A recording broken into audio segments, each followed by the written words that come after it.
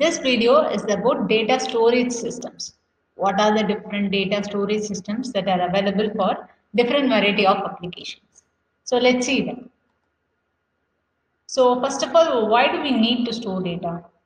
So if you want to understand the data, or if you want to use the data for further purpose, or if you want to analyze the data, what is there in that.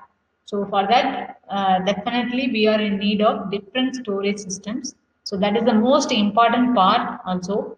So what are the familiar database systems or data storage systems that we are using in day-to-day life means? Obviously, we all know that SQL databases.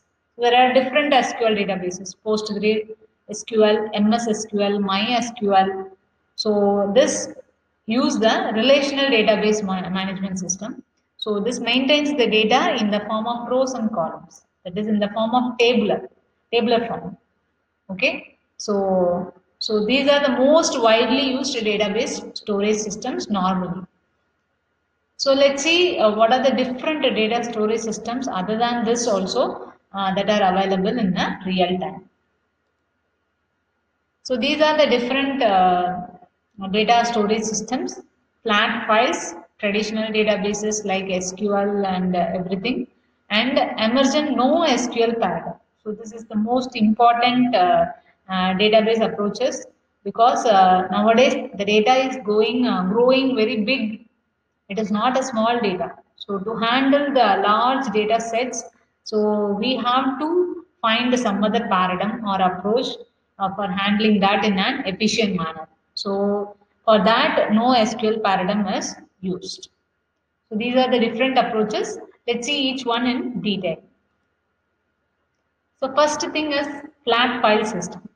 So this is nothing but a textual file or whatever the document that you are maintaining, or the log file, cookies file. So all these files so are called as the flat file system.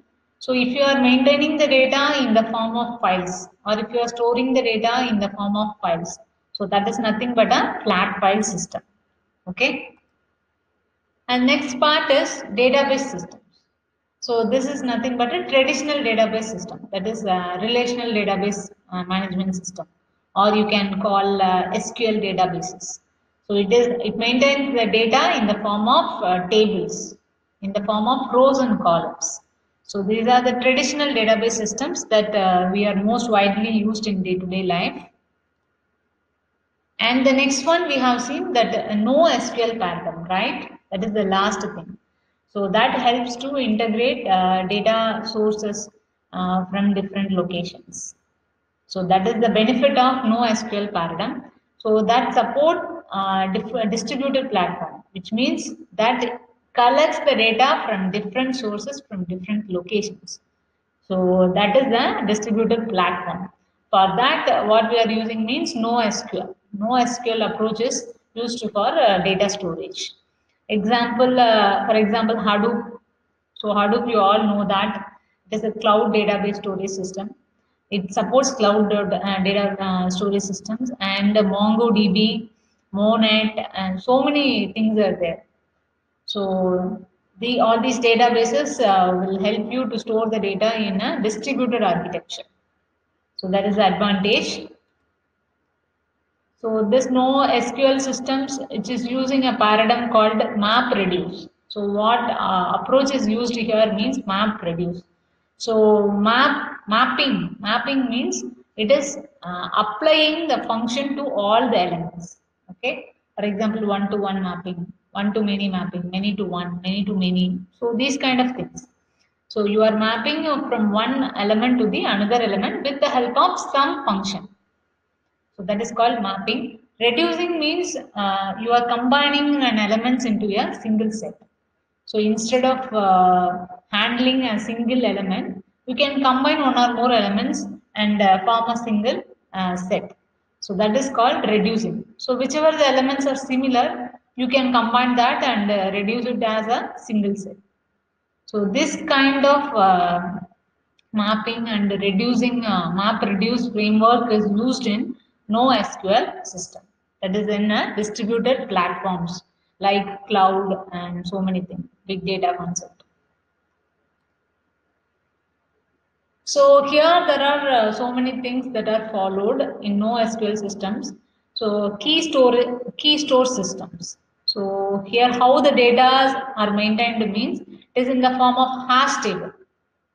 For example, in a hash table, what is the first thing? It is a key and the next one is value. So the data is maintained in the form of key value pairs. So how do you access the data from the hash table? So you apply some hash function on the input and you will get the key. So you vote that key and get that value. Get the value stored on that key. So that is a hash table. So this key store systems maintain the data in the form of hash table. So how do you access means based on the key we will access the particular value. So this database it doesn't maintain any design at all. So it only maintains the data in the form of hash table. So other than that, it doesn't maintain any specific structure and all. So example MongoDB, Accumulo, Cassandra, Hybrid Table, Level DB, and so many things are there. So this is an example for key store systems. This is one of the NoSQL system. Okay, that is a distributed platform data storage system. So this NoSQL system, right? So this key store system is an example for the NoSQL system. And next one, columnar database. This is also one of the NoSQL paradigm. That is the example for NoSQL database.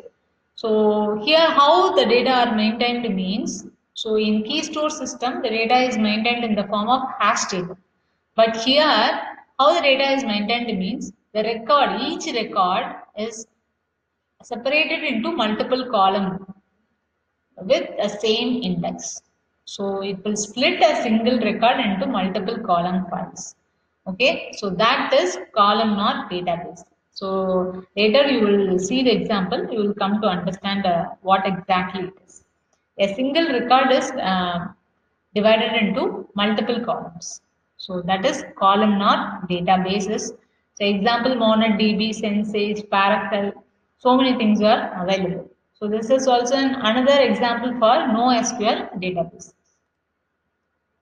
And another one you all know that it is a relational database. You all know that Oracle, PostgreSQL, MySQL. So how the data is maintained means it is in the form of rows. So every record is maintained in the form of single row. I mean each and every value is maintained in the form of single row. Okay. So that is relational databases. So this is a comparison of all the three data storage systems. So this is a key value. So this is maintained in the form of hash table. So this 1, 2, 3. So this is the record number and A, B, C are the indexes. So based on the index, you will access the value, right? So A means the first row is having a value B11. The second row is having a value B21. And third row it is having a value B31. So this is a key store systems. This is an example for key store systems. And the next one is columnar databases. Columnar databases means a single record is split into multiple columns. For example, here B11. So this is separated as a one column, and again B12 is separated as one column, and B13 is separated as another column. Okay, so a single record is split into multiple columns. That is called columnar databases. Okay, then this is a relational databases, traditional databases. So which means each and everything is maintained in the form of row. So for example, this is the key value means key value. Each and everything is maintained as a row. So this entire thing is maintained as a row. Again, this entire thing is maintained as a single row. And the third thing is maintained as a single row. So this is an example for traditional databases, that is relational databases. So first one show an example for key store system, and the second one it shows an example for columnar database, and the third one shows an example for relational database. So this exactly is a comparison. So how do you choose the data storage system? That is most important. So there are certain factors to be considered. So how much volume, whether it is a big data or a small data. So that is most important. And what type of data has to be stored for your application. Okay, so it depends upon the application. Sometimes some image data will also be included, some audio data may also be included. So everything has to be taken care. So what type of data, whether your data storage systems is supporting that or not. So you have to consider everything. It is supporting all type of data or not. And the next thing is population. That is in which environment you are collecting the data. So those things are has to be considered when you are choosing a best data storage system for your project. So obviously, all the data storage, a single data storage system will not satisfy all your requirements, but you can choose the best one which suits most for your project. So in that way, you can choose it. So there are different data storage technologies other than the traditional databases like relational databases. So as we have seen a key store systems and columnar databases and so many things we have seen. So let's see an example for that. So for key store systems, we have seen an example for search engine. Search engine is the best example for key store system. And document stores, so this and columnar stores. So this everything we will see it in detail in the upcoming slides.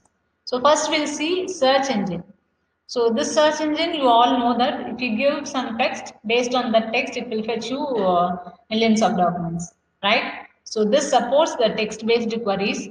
So how the data is maintained means, here the data is maintained in the form of textual documents, in the form of textual documents. So whatever the text you are giving, it will match that text with all the documents. So whichever the document matches the text, so all those documents are fetched and it is shown to you. Okay. So this is the best example for key store system. Key means what is the text that you are giving, and value means what are the documents that are matching with your text. So search engine is the one of the key store systems. Next, document stores. So this how it supports means here the data is maintained in the form of variety of documents. So each individual documents are represented as JSONs. So this does not require any schema, which means this does not require any design or the table structure. It can have its own structure. Each document may have own structure. It doesn't require any fixed schema or design. So that is the main beauty of this document stores. So this document stores is a database data storage system which has the data in the form of documents. So here the documents does not maintain any fixed schema. So it will store the data on their own style.